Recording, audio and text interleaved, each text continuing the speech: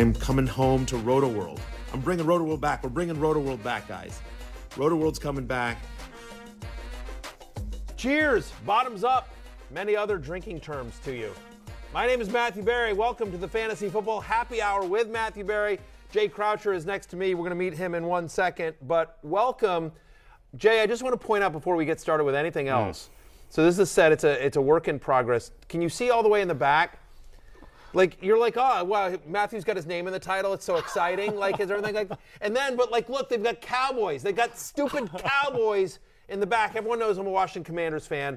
This is awful. It's awful. We will change the set. Literally, like, can we get a shot of this, like our sad jersey wall here for a second? It's a couple of Washington players, great, and Chad Pennington, because our producer, Matt Casey's a Jets fan. Like, we're going to fill that out with more jerseys, but we're a work in progress. We're building the ship as we drive it here. But let's meet you, Jay. You are the head of trading for PointsBet, and you have been for 5 years. You've obviously done a lot of stuff with NBC Sports, obviously in connection with a partnership that NBC has with PointsBet. But people don't know who the hell you are. And I think people also don't know what the head of trading for PointsBet does. So talk to me about that. Yeah, so I set the lines, basically. Okay. So when we talk about Cowboys are 3-point favorites over the Eagles, that's my job. Okay. And it's not just football, like we do all sports. So if we want to do a happy hour on Portuguese soccer, I can do that as well. You can? Yeah, I can do that. Good, you can do that with somebody else. Yeah. I am not going to be the Portuguese soccer guy here. Yeah. When I came over to NBC, they promised me no Portuguese soccer. No It's in small print in my contract. So do you have to now? Do you oversee a team of traders? Big team of traders, yeah. All over the world, Australia, where I'm from, right, as we can probably discern, Europe and in the US. And so we're covering all sports, but NFL tends to take precedence. Yeah, I would think so, and that's your focus here. And I think for anyone that, like, basically you have to be a head trader, to set the lines. You have to really know your stuff, because otherwise the company takes a bath. Yeah. Right? You know, as far as I can tell, PointsBet's still in business, still profitable, still doing well. So you obviously are doing a pretty good job there. We're still in business. Yeah, I think the thing with setting betting lines is you're accountable for them. Right. It's not like an opinion that can disappear into the ether. Like, no, you can lose like $1 million if you're wrong about a line. So the first week of NFL season when I was here, it was the Ravens against the Dolphins. I think the Ravens are 7-point favorites. This is Lamar Jackson's MVP season. Yeah. So I'm watching the game in the PointsBet trading office with the CEO next to me, because it's our first week into football, and we lost about $1 million on the game. So I was thinking it was back to Australia to be a lawyer or whatever, but we pushed through after that. And you find yourself here on the Fantasy Football Happy Hour, where we will drink. Listen, I'm no longer on Disney, so cheers to that, you know what I mean? And look, what do you do when you're playing fantasy football? You're talking with your buddies, you're drinking. This is network. NBC is the network of Kathy Lee and Hoda, who are really broke through the glass ceiling, if you will, of drinking on television. So Red Solo cups. Any beer sponsors out there, by the way? Your logo here. Just something to think about. Just putting it out there for anyone is interested. Hey, all right. So a lot of news headlines. Let's get to the Rotoworld headlines. We're bringing Rotoworld back, as we said. I started my career on Rotoworld, Jay. I heard about that. I heard about this. I think we found my very first article ever on Rotoworld. Here it is. This is the very first football article I ever wrote for Rotoworld. You can see there, I talked about some football players, including, these were like it was in the end of the season, my very first football column. So it was like keeper guys to grab for Dynasty. And you can see, like, if you look closely, like Troy Hendrickson, Troy Hendricks and Kevin Barlow. But I did have one quarterback on my mind. Do we have that? Drew Brees. This is my very first Rotoworld article. He looked pretty good filling in for Flutie against Kansas City, didn't he? He's a good guy to get now and use as a bye-week guy next year, and then he's your guy the season after that. That was Drew Brees' rookie year. So that worked out for me. That was a call that worked out for me. Worked out for Brees. That worked out for Brees as well. I think that's what propelled him, was being in my dumb first ever Rotoworld article. So, long history with Rotoworld. I'm thrilled to be bringing back the brand, and you'll see it more and more prominent as the season goes on and next year as well. All right, let's get into some big news. And first off, I don't know if you heard about this. Tom Brady's back. Yeah, I heard. He's coming back from the to the Buccaneers. He was out. lot of rumors as to where he may be. The social team at Fantasy Life suggested that he might be doing The Masked Singer. Can either confirm or deny. But my question to you about Brady is there's been some injuries on the offensive line, right? So he's really only got Wirfs and Donovan Smith back from last year's starting offensive line. Yep. He loses Aaron Stinney. Ryan Jensen also banged up as well. Brady's bad under pressure. Yep, he is. How concerned are you about this offensive line? Not too much yet, because I think it has been a little bit of an overreaction. It's not like he's Justin Fields behind the Bears' offensive line, which is like Riley Reif, me, you, and then two random other guys. Like, he's still got Worth, Smith. That's a really good tackle duo. He brings in Shaq Mason. Yep. And the thing with offensive line is that if you have one injury, it's okay. Generally, you can cover. It's when you have a cluster of 3 or 4, like what happened to Mahomes in the Super Bowl against Tampa Bay, where all of a sudden it's just completely unviable. So I think that with those 3 guys entrenched, who we know or we think will be pretty good, and then Robert Hainsey, I mean, they drafted him in the 3rd round. Like, he's had a year. He should be fine. The other guard position's a bit of a worry, but I think that Brady will be okay. It's just if there's another injury, that's when I'd start to worry. Yeah, I mean, look, when he's under pressure, that's the way to get him. Like last year, when he was under pressure, he completed 44% of his passes, 25th in the NFL.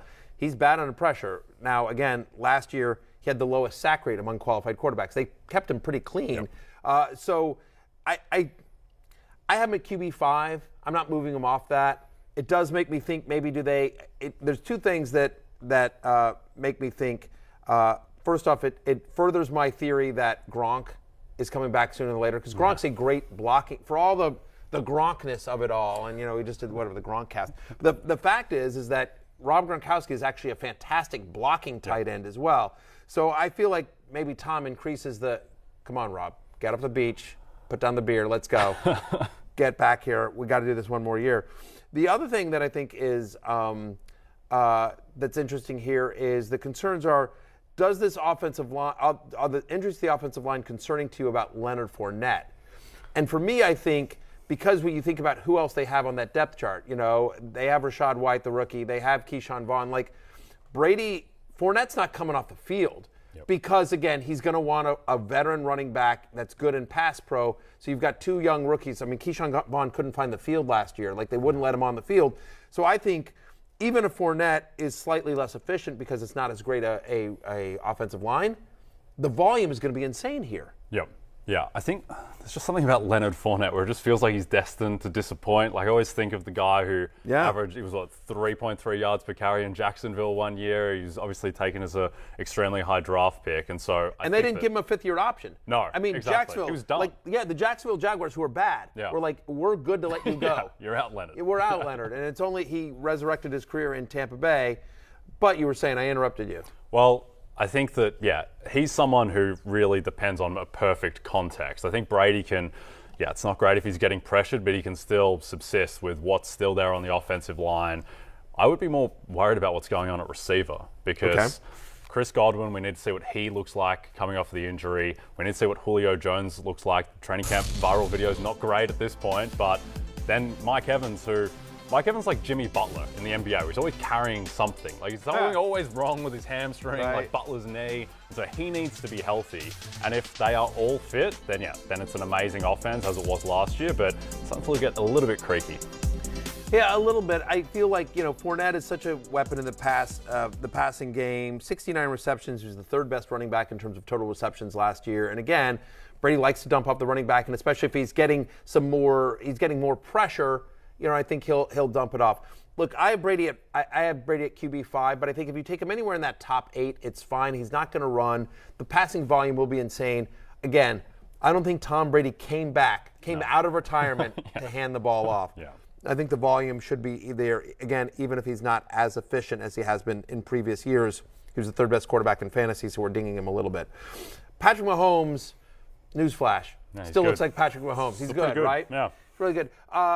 So I think there were some questions about Patrick Mahomes and will he still be the same guy without Tyreek Hill? I feel like, he's still going to be Patrick Mahomes. Like, asked and answered. Like, I'm surprised this was a question as much as it has been this offseason. Yeah, I think the weird thing with Mahomes, which maybe has gotten a little bit forgotten about, but he was pretty bad for 2 months in the middle of last season, and then he turned it around, and he was really good in the playoffs until he really wasn't with that disastrous second half against Cincinnati. But I don't know. I think that obviously they're worse without Tyreek, but at the same time, I feel like Mahomes also got a little bit attached to Tyreek, where you can tell that Mahomes, he wants to throw deep. He wants to throw deep every single occasion. He wants to run around in the pocket and do his Patrick Mahomes thing. And then I think that when they took Tyreek away, they really struggled in that 2-month stretch. But look, Mahomes is as talented as any quarterback. And the good thing about his weapons is that he's just got lots of them. So if Mecole Hardman doesn't work out, all right, let's try Sky Moore. If Sky Moore doesn't work out, there's other players. There's Juju Smith-Schuster. There are going to be guys to cycle through, and they're just going to hit on some of them. So that's the thing. I think in some ways, I know it seems insane to say, like, hey, we're taking away Tyreek Hill and this is a good thing. It's not. Obviously, he's one of the best players in the NFL. So, look, that's a downgrade. Having said that, sometimes to your point, a quarterback feels like, I've got to feed this guy. I've got to look for this guy. And so having more of a committee approach, if you will, sometimes frees up a quarterback to look around. So you see the guys there. You didn't mention Marquez Valdez-Scantling. He's there as well. So again, you talk about the deep threat. You've got Juju, Mecole Hardman, and MVS can all absolutely fly, right? I mean, so in Sky Moore, we didn't even mention Justin Watson, right? And Justin Watson has been playing ahead of Sky Moore so far in the preseason.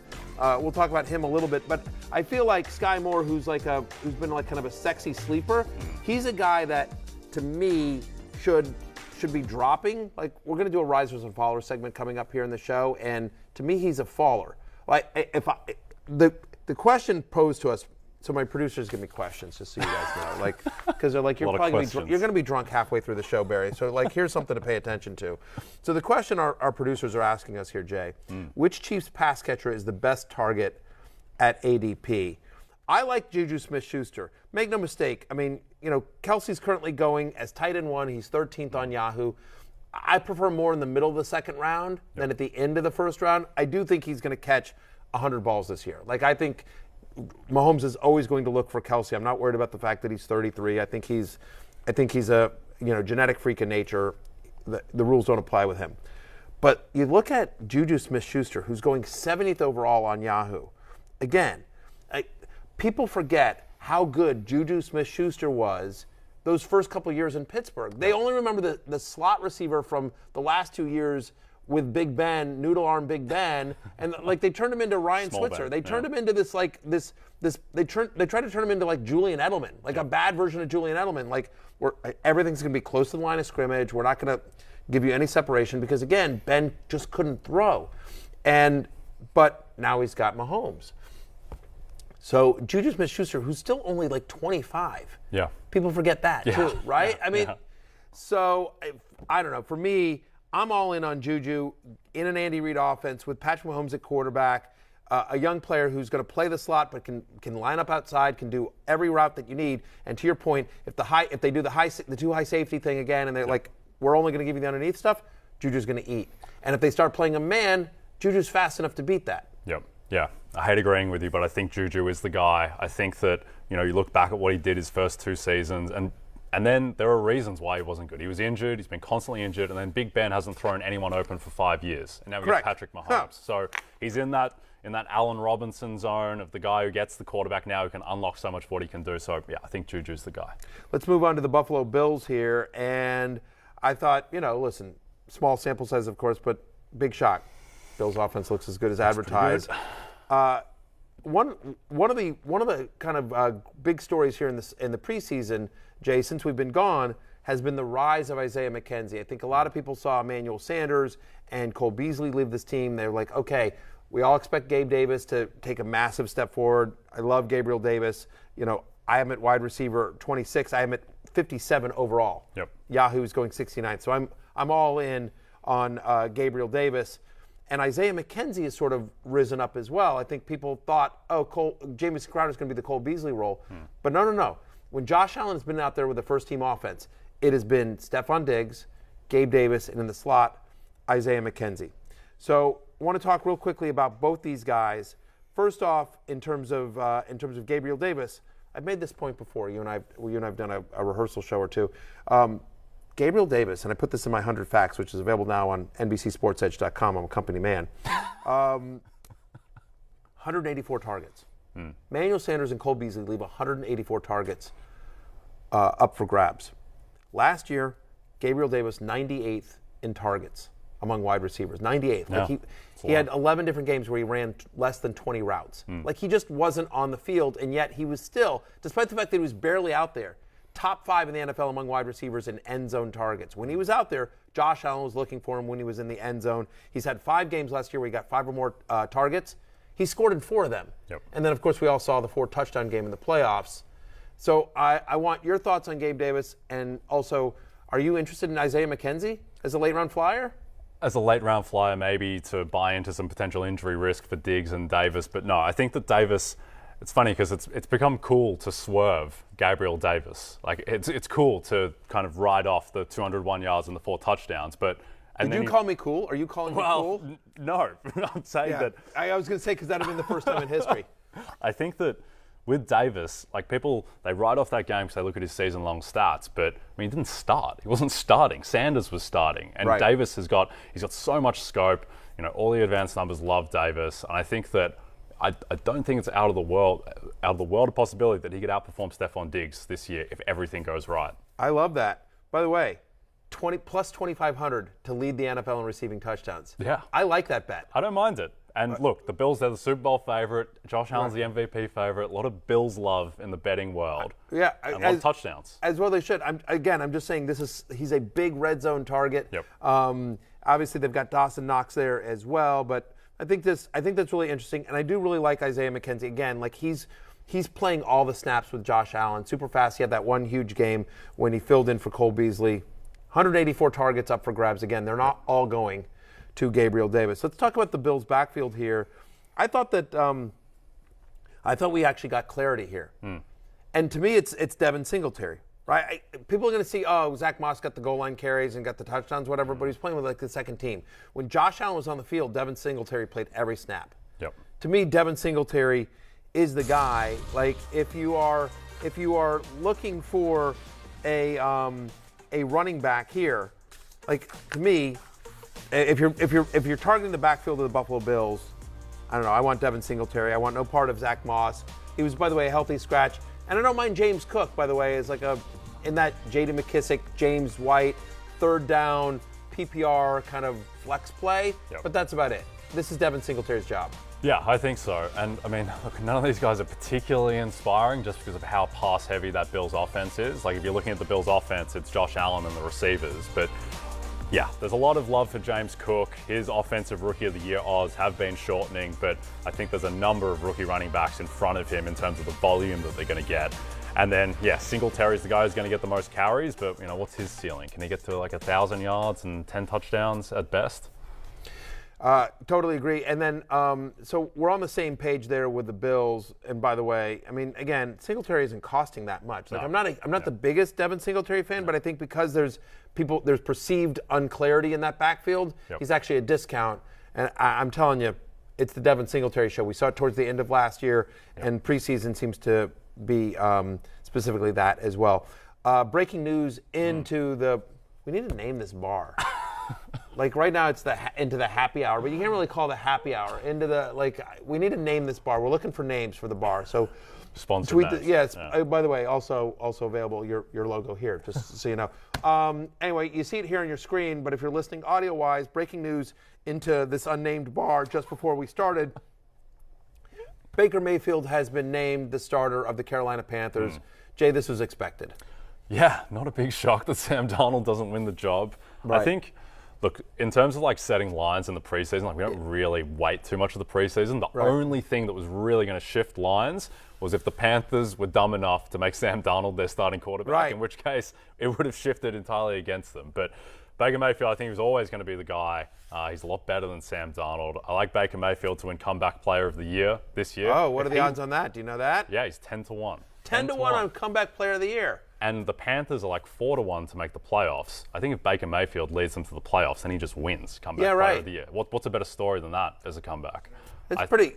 Yeah, I think he's the guy. I like that at 10-1. By the way, and obviously plays the Browns in Week 1. He's going to face Jacoby Brissett. think he'll be motivated here. For me, what I think, the Baker Mayfield news, we've kind of expected. Baker Mayfield's not a fantasy option, but what he does do is he elevates that offense. DJ Moore has had over 1,200 scrimmage yards each of the last 3 seasons. He's the only wide receiver in the NFL that can say that, but he's only had 4 touchdowns. Baker Mayfield's a good quarterback. Yep. I'm not saying he's a great quarterback, and the questions are, can he be a franchise guy? We'll see. But he's a competent professional quarterback who has supported fantasy-relevant wide receivers. So I have DJ Moore as a top 13 play this year. He moved way up for me. He's much more of a lower-end wide receiver 1 than the low-end wide receiver 2 that he was being drafted at prior to Baker coming to Carolina. I have Chris McCaffrey as a top 2 back as well. And we'll see if he can unlock Robbie Anderson or Terrence Marshall, any of the other complimentary pass catchers there in Carolina. Yeah, well, Robbie Anderson's the interesting one to me because if there's any quarterback that can unlock him, Baker Mayfield loves throwing it deep, almost to his detriment at times, and that's Robbie Anderson's game. There you go. So we will see if he can suddenly bring back Robbie Anderson from the fantasy dead. Jay Croucher, Matthew Berry hanging out with you all hour long. We'll be right back on the Fantasy Football Happy Hour right after this. I'm already drunk.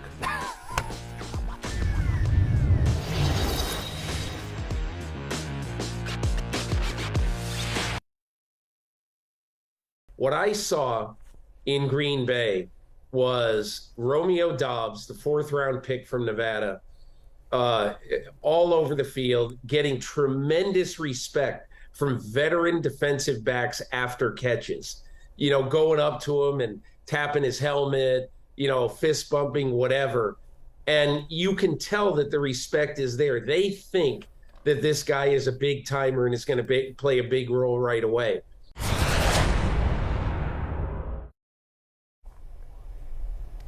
That was our own Peter King, of course, the author of Football Morning in America, Ultimate NFL Insider, from training camp on our Rotoworld Draft Guide show, which you haven't seen. You can check that out. It's now on the new NFL on NBC YouTube channel. Go check that out. Please subscribe. And so you can see that. But Peter King knows people. Yeah. And when he goes to Packers camp and he says, hey, Romeo Doubs is getting a ton of respect, and then you sit here and you look at what he's been doing in the preseason, right? At least 3 receptions and a receiving touchdown in both preseason games. He's been targeted 12 times in both preseason games. Christian Watson has been banged up, hasn't got the field, right? And so you'd sit here and you say, okay, after Allen Lazard, who's the number 2? Aaron Rodgers has been talking up Romeo Doubs. Now he is a rookie. So my question to you, Jay, is like, we buying this hype on Romeo Doubs? Well, the market definitely is because he was 250 to 1 to an offensive rookie of the year a month ago. No one knew who he was, and now he's 15 to 1 and in that kind of top 10 favorites. But wow. I think the thing with Doubs is he kind of has to be the guy because if he's not, and they're rolling with Allen Lazard, Randall Cobb, whatever's left of Sammy Watkins, that's a problem because that's got the kind of vibes of Tom Brady's last year on the Patriots, where he's just throwing to a mismatch of guys. But Doubs has the talent, and he can do everything. And I think they're just going to have to sustain the drops. And he's had some drops, and that's becoming a story as well. But, I mean, they just don't have anyone else who has that potential and upside. I'm trying to think. I feel like there was a rookie last year that had a couple of bad drops the preseason. Did that work out okay for Jamar Chase? I'm in on Romeo Doubs. I love the story here. Again, Aaron Rodgers is talking him up. You hear Peter King talking him up. By the way, the production is there, and to your point, right? Like, he makes a lot of plays. If you follow Packers beat writers, which I do, they talk about the fact that hey, yes, he's had some bad drops, and he's got to work on that. But he is making lots and lots of plays. And to your point, like, Aaron Rodgers can make anyone great. Yep. He's Aaron Rodgers. So I'm in on Romeo Doubs as a sleeper. He's currently going as wide receiver 67. He's not even being drafted at some points on Yahoo. So definitely he is a riser. And I still prefer Allen Lazard, who, by the way, is still way underrated. He's good. Undervalued. Yeah. Yes, Allen Lazard is good. Like, boring, but good. I think the entire Packers offense is being completely undervalued in fantasy drafts. Yep. I get it. Devontae Adams was good. I hear you. And he's gone. But you know what? Like, he's still Aaron Rodgers. They're still the Packers. They're still going to win a ton of games. I've talked about this. I love the win total over for the Packers. To me, is like the easiest bet this preseason. 10.5. 10.5, Yep. which they've done each of the last 3 years. For fun. Yeah, exactly. All right, another riser, George Pickens, speaking of rookie wide receivers. Again, I think with Doubs and Pickens, there are similar stories in that talent-wise, they both should have gone earlier in the draft. There were other reasons why they went where they went, but George Pickens has made some impressive plays in the preseason, and I have this weird theory that their offense is going to be better this year. I think everyone's just like, oh, no, Big Ben. I'm like, Big Ben was an albatross for them last year. Yeah. Big Ben was like, you talk about the ghost of Randall Cobb. Yeah. How about the ghost of Ben Roethlisberger out there spooking defenses? Ooh, yeah, there's Ben.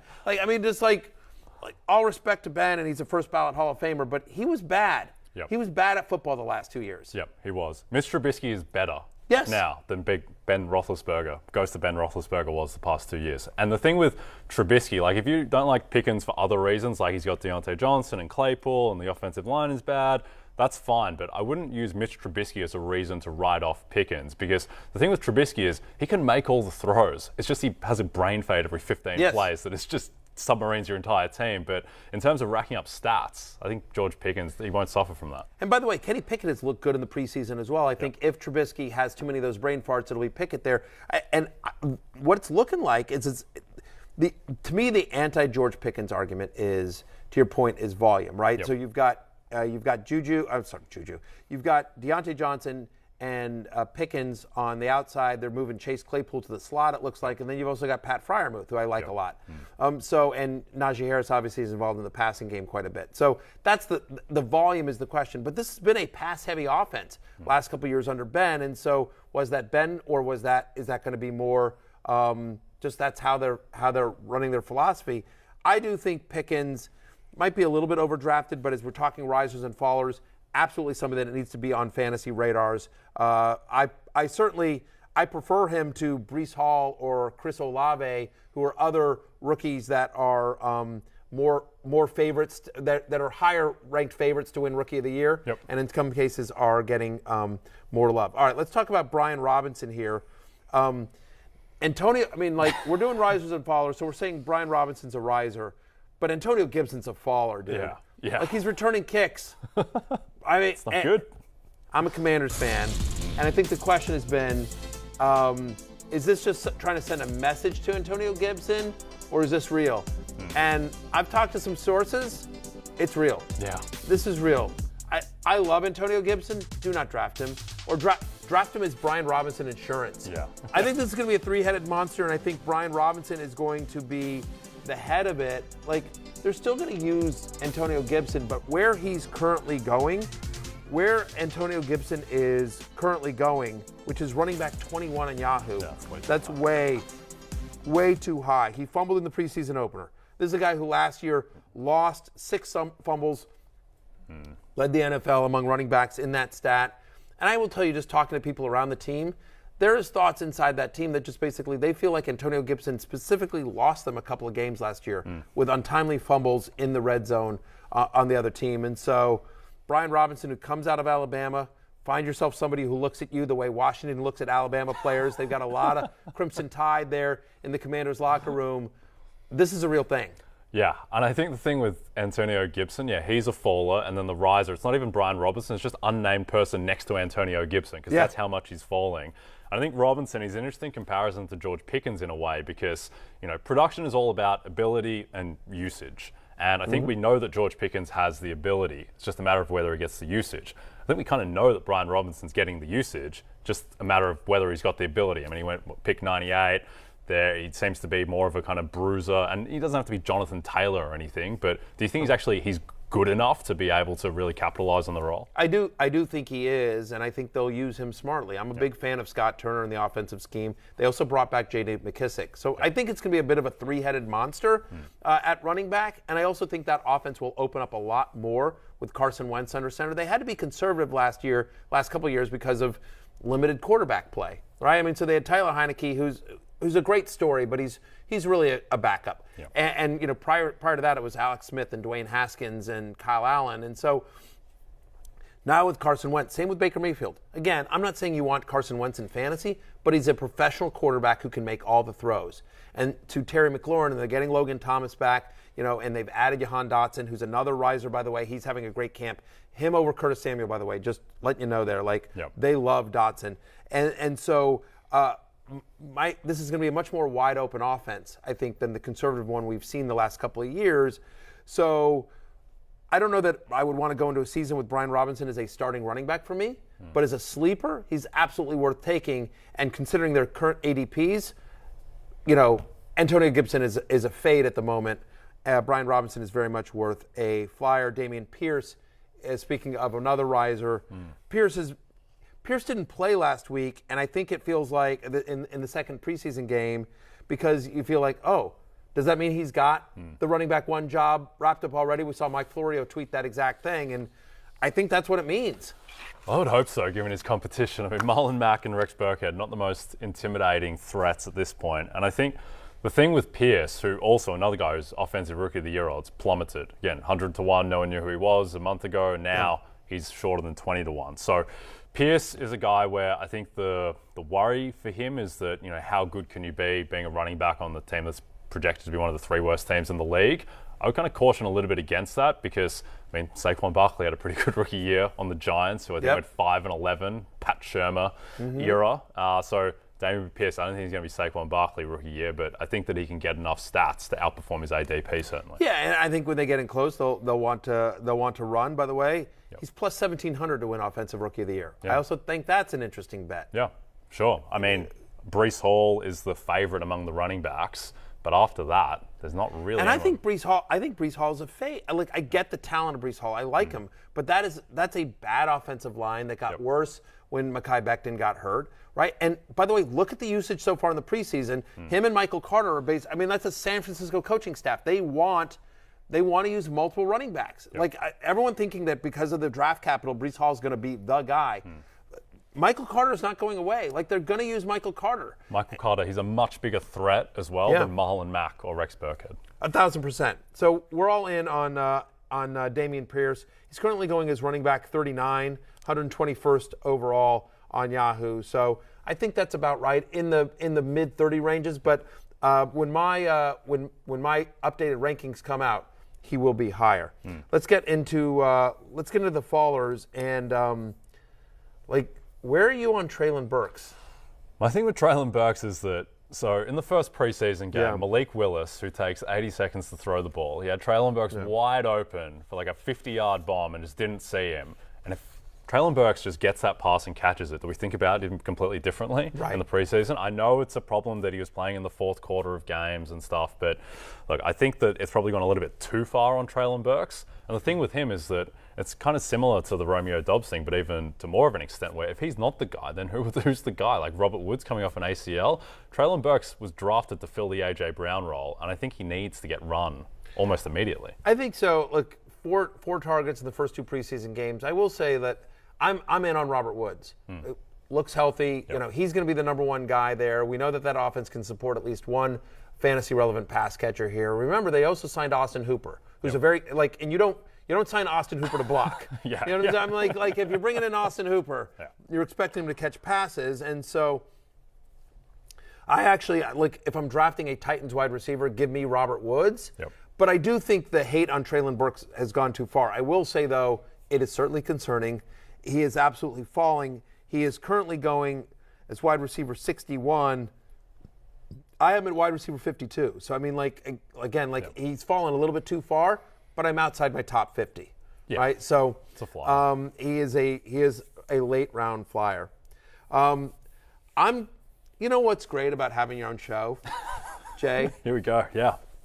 Is that I'm going to give you this piece where we're going to ask you to pronounce this person's last name. No.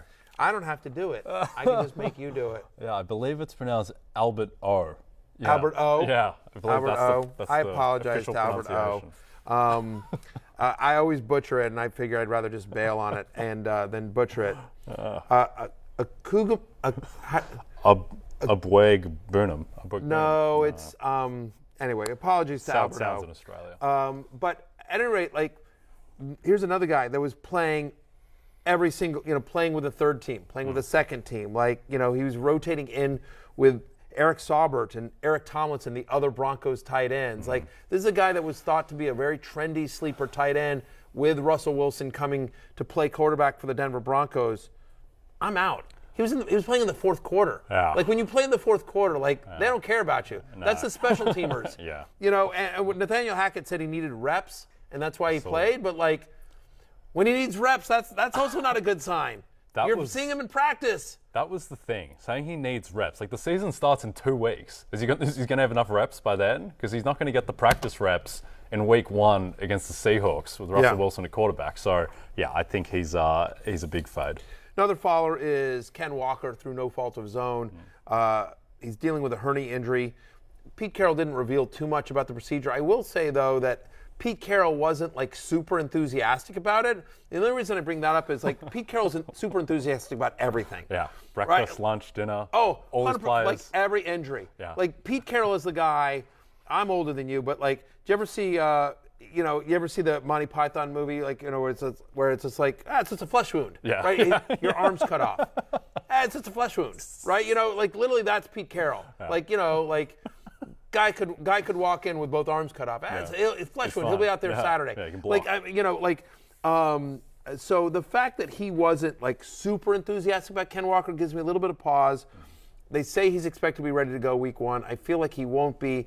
But even still, it's a rookie running back on an offense that we think is going to struggle. That's going to have, whether it's Drew Lock or Geno Smith under center, it's not a super experienced quarterback. And so I think Rashad Penny probably needs to go up a round or 2. I think Rashad Penny would be a bit of a riser here. Ken Walker, even if he's ready for week 1, he's going to miss 2 crucial weeks of practice here, a couple of weeks of practice in the preseason. I loved Ken Walker because Penny hasn't stayed healthy. And I do think Ken Walker is an interesting flyer late in your draft as somebody like second half of the year. But certainly a bit of a faller now with the injury news. That is not great. No. I think, so Rashad Penny is really interesting to me because he is the one player that the fantasy and betting markets appear to be most apart of any player in the league. Because Rashad Penny, he's a top 10 favorite to lead the NFL in rushing. And that's not being reflected at all in his fantasy draft position. 4 of his last 5 games last year, he got 135 yards at least on the ground. He led the league in yards per carry. And yeah, I get that he's probably going to get injured, but that's not a guarantee. And at his draft position and at some of the numbers out there, like, it doesn't matter. Like, you're taking a flyer on a guy who led the league in yards per carry. I think that's a great call. I didn't realize his odds were that to lead the league in rushing. Because, he was a monster down the stretch. Unbelievable. Look, Pete Carroll wants to, remember, let Russ cook. Yeah. And so if he wouldn't let Russ throw the ball, what do you think he's going to do with Drew Lock or Geno Smith? They're going to lead the league in handoffs. This is going to be a very run-heavy offense. And so if Rashad Penny can stay healthy, we know about the talent. We saw it last year down the stretch. He was fantastic. He led a lot of fantasy managers to titles down the stretch last year. While Ken Walker's out, Travis Homer, DJ Dallas will be the fill-ins as well. But yes, Penny is who you want in Seattle. When we come back, we're doing a thing. We're doing a thing where we're looking through every division, the biggest fantasy questions for every division. And starting off us here on week 1, day 1, is the NFC East. Commanders fan. I'm a Commanders fan. Can we get rid of the Cowboys picture in the break? We're back after this.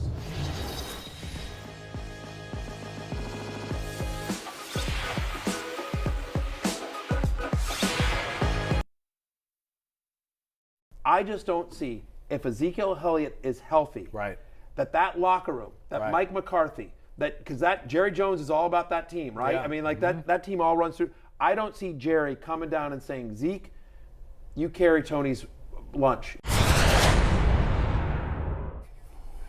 3 hours of fantasy goodness can be seen. That clip right there is from our Rotoworld Draft Guide show. It was amazing. It was a lot of fun. Check it out right now on the NFL on NBC YouTube channel. Please subscribe, like, and comment.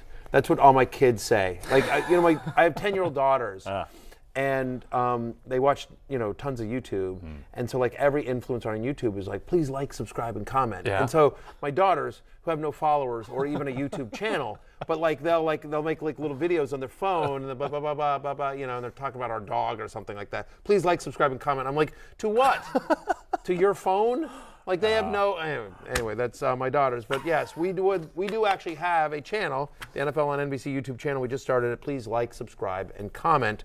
Rotoworld Draft Guide Show is there now. NFC East burning questions. You saw me talking about Ezekiel Elliott. Is Ezekiel Elliott a bargain this year at his ADP, Jay? I say yes. I say yes as well, and the reason is that Ezekiel Elliott is just boring. He's become so boring. He's like to me, he's like Matt Ryan, or what Matt Ryan was like 2 years ago. It's just like everyone has had Ezekiel Elliott on their fantasy team. Right. Not everyone's had Tony Pollard. Tony Pollard's fun. Yeah. He's cool. He gets a lot of yards per carry. He's faster. But I think Zeke, just with the amount of touches that he gets, the amount of red zone carries that he gets, look, he was 5th most red zone touches in the NFL last year. Yeah. I think he's definitely the guy that you want in Dallas, even though he's not that fun. Yeah, and I think that's such a big part of it. Fantasy's emotional, right? And so when you're at your draft, and you're right, at some point you draft Tony Pollard, right? Everyone in the league, right? You draft Romeo Dobbs. Yeah. I was just like, sleeper. Trendy. Like you draft Ezekiel Elliott and it's a yawn. Yes. And it's like, man. Doesn't register. Whatever. Whatevs. You know what I mean? But to your point, his boringness works for you. Everyone sits there and goes like, he's a plotter, he's lost a step. Tony Pollard's the exciting one. But I don't know. Look at this guy. That guy looks healthy to me. That's the thing. That's the thing about Ezekiel Elliott. People don't realize this is a guy who tore his PCL in week 4 last year. Yep. He still played because he's tough as nails. But weeks 1 through 4 last year when he hadn't been hurt, he was the 6th best running back in fantasy on a total points basis. He had 4 touchdowns in those 4 games, 99 total yards to your point. He's going to get a ton of work in the red zone. He's going to get a ton of work totally. Yep. Like this is a guy that's never averaged less than 16 carries a game for his NFL career. He's never had fewer than 1,200 yards from scrimmage in his career. He's one of 6 running backs in the NFL to have had at least 8 touchdowns and 900 rushing yards 6 straight years. Yep. And again, we always say follow the money. Jerry Jones paying him a lot of money this year. Yeah, he's going to play. And that, make no mistake, Mike McCarthy's the head coach. He works for Jerry Jones. Yeah. Jerry says, we're playing Zeke. Yeah, we're playing Zeke. And so he may not be the most efficient running back, but the volume is there. And considering his current ADP is running back 15, 27th, he's going at the end of the 3rd round. To me, that's a value. I'm in on Zeke. I like him into the 2nd, top of the 3rd. I'm good with you, especially if you go wide receiver in the 1st round. He's an awesome number 2 running back for you in fantasy. Another big-name running back who has fallen on hard times in the eyes of fantasy managers is Saquon Barkley. Yes, a lot of heartbreak. So, producer question is, as we move to the Giants, does Saquon Barkley's upside outweigh his risks at ADP? I think so. And the main reason is you look at his injuries, and they're mostly unrelated. Like tearing your ACL, that's just a fluke. Last year he has the ankle. It seems like he's 100% healthy. He's playing in the preseason for the first time since his rookie season, which is a really good indicator. And he's a generational talent. And we saw what he did in his rookie year. And I think when you're thinking about Saquon, it's just a question of what percentage chance that he replicates his rookie season. If it's 20, 25%, then it's probably worth it. And so I really like him at plus 1,500 to win Comeback Player of the Year. Helps that he plays in New York as well, which helps with your rewards because everyone's going to see Saquon Barkley. My concern for him would be if Daniel Jones just tanks that entire team because he has that potential. There could be some Tyrod Taylor action. I think that with Daniel Jones, the thing with him is he's just never had a moment. Do you remember Sam Bradford when he had that game week 1, like 2017 against the Saints? Yeah. Where he had like 340 yards, 3 touchdowns, 90% completion rate. And if you had not watched football in 20 years, then you came in and just watched that week's games, you'd be like... Sam Bradford's the greatest quarterback ever lived. Yeah, you'd be like, all right, the tall guy in New England who wears 12, second best quarterback in the league. Sam Bradford, he's the guy. He's the MVP favorite. Daniel Jones, his most famous moment is tripping over himself on a breakaway touchdown run. Yes. He's never had the Sam Bradford game. He's never had anything. And so I think that it could be the end of the tether there, and then you just worry about if that infects Saquon Barkley. See, what's weird is I'm actually not worried about that because new regime, right? Brian Daboll. And so I think they'll put him in a position to succeed. That's the other thing about the Giants and Daniel Jones specifically. It's just been such a mess with their coaching staff and their front office. Gettleman just that's a whole nother conversation. But what I would say here with Saquon is that if Daniel Jones isn't working, they will put in Tyrod Taylor. And you know what? Tyrod Taylor, again, is a professional quarterback who can run an offense. And so I'm not worried about that. To me, it's Saquon health. But if you're in on Chris McCaffrey at number 2, you absolutely need to be in on Saquon Barkley at running back 13, which is where he's going on Yahoo, because the same thing, the same upside applies, the same risk applies. And so I'm in on Saquon.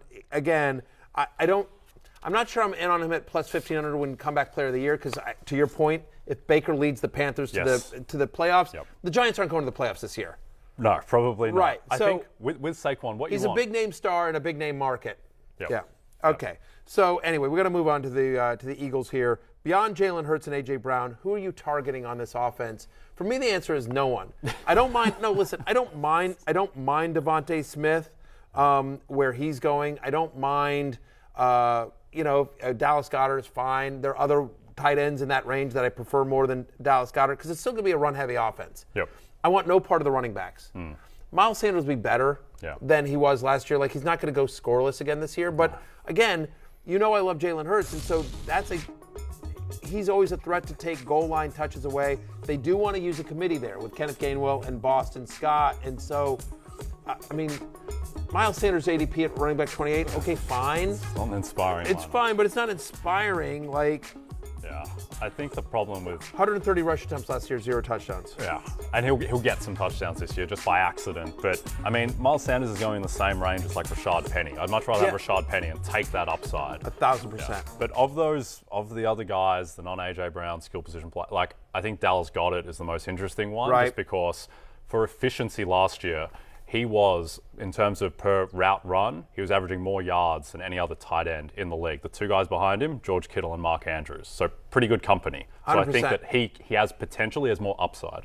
He has a ton of upside, and no Zach Ertz there, obviously, and so we'll see. It's just whether with A.J. Brown there and Devontae Smith, do they use Goddard the same way? Because, again, we do think it's going to be a run-heavy offense. And so Goddard's going like his tight end 8. It's fine.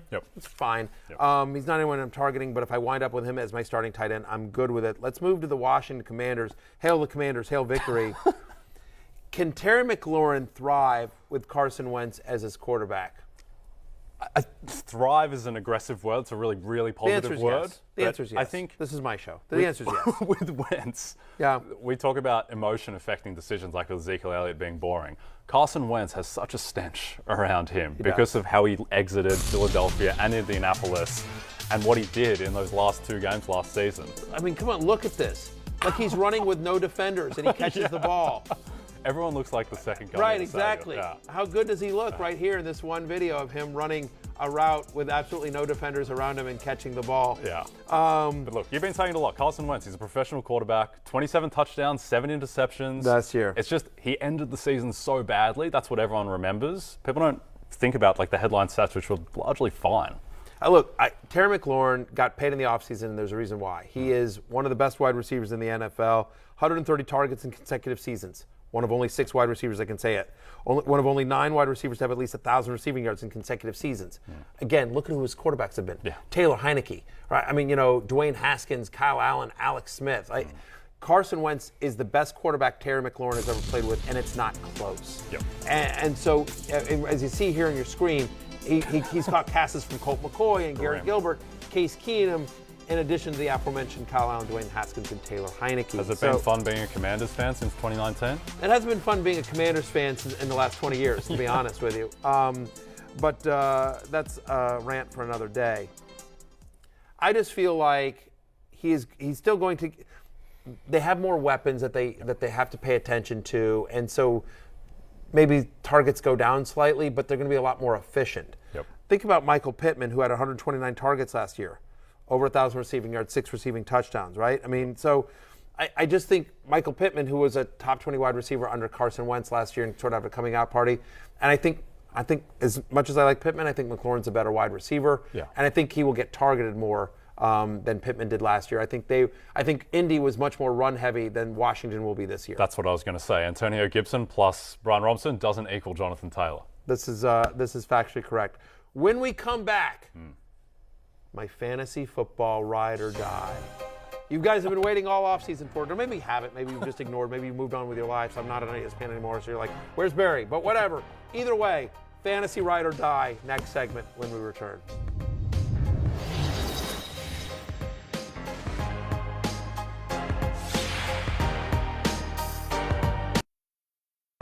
Take advantage of our preseason special and get the draft guide for just $5 when you use promo code DRAFTGUIDE at checkout on NBCSportsEdge.com/draft guide.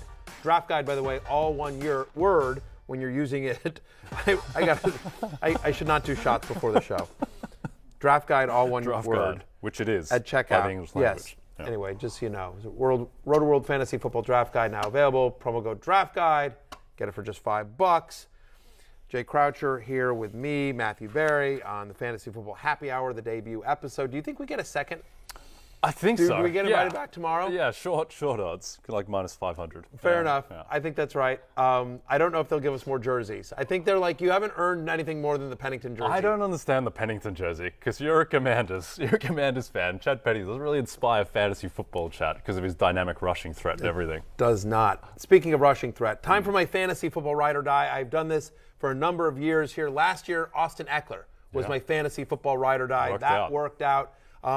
We've had some good hits over the year. Kareem Hunt's rookie year, Josh Jacobs' rookie year. My fantasy football ride or die is basically my guy saying, hey, every draft I can, I'm leaving with this guy. This is the guy that I believe in the strongest. My fantasy football ride or die, and this year, it's Jalen Hurts. I mentioned him on Football Night in America. He is on the cover of the aforementioned Rotoworld draft guide right here. All in on Jalen Hurts. You think about last year. Through the first 7 weeks of the season, Jalen Hurts was the second best quarterback in fantasy. Okay? He had the most rushing touchdowns by a quarterback, most rushing yards by a quarterback last season. And so I think people say about Jalen Hurts are like, he's not accurate. Can he be a franchise quarterback? Should Philadelphia move on? Well, they haven't. They didn't draft anyone, right? I'm not worried about Gardner Minshew or whatever, right? This is Jalen Hurts' team. They have one of the best offensive lines in football. They have a really easy schedule, actually, as well. So I think he will get off to a hot start, and I think NFL-wise, he'll get some confidence.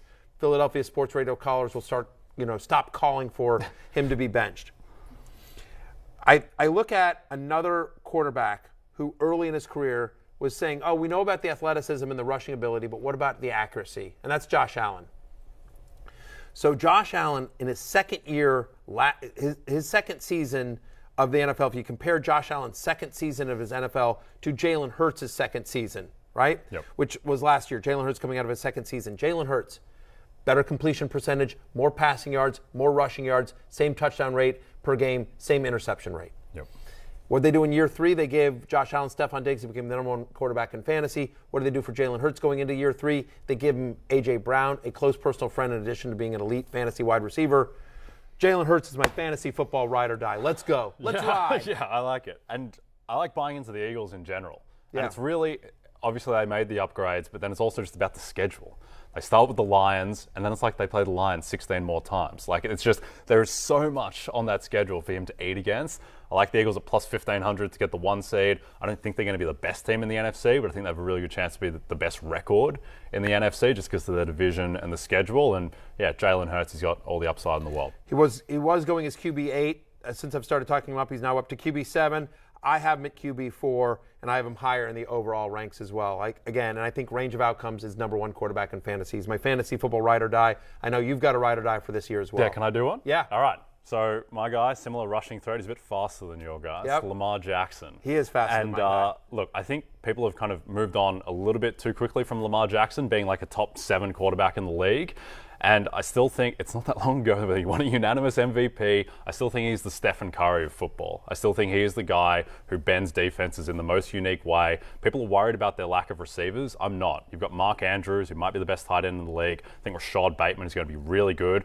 Isaiah Likely looks like the greatest player in the history of football if you go on what he did last night. Right, he's a riser, Isaiah Likely. And then you've got an offensive line that was really banged up last year. There was just weird stuff happening to Lamar last year. He's always sick. Yeah. He's missing games because he's sick. Then he gets his ankle, and then he's just injured.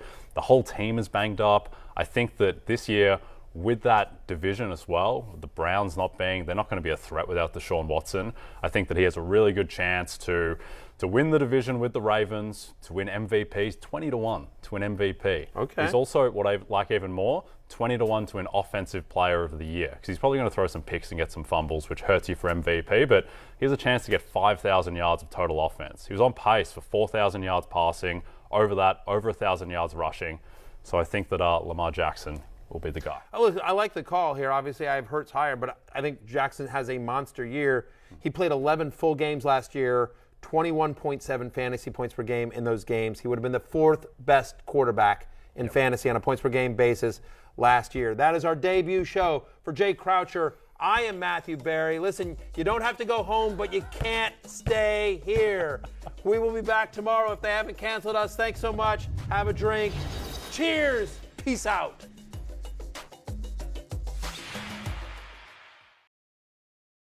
Hi, I'm Mike Tirico, and thanks for watching. Make sure to hit subscribe for the latest news and highlights from NBC Sports.